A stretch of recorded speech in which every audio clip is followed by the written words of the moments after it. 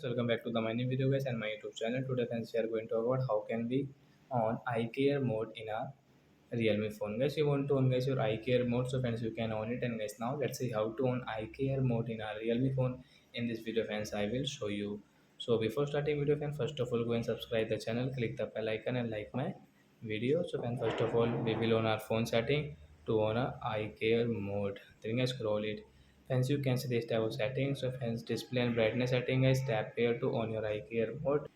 After on guys display and brightness guys, scroll and guys you can see your eye comfort mode. So guys tap here to on guys your eye care mode. So as you can see eye care mode guys, we will on from here. After on guys you can see the setting guys, you want to change into black and white, you can change from here. And guys you can adjust guys your screen color temperature from here guys.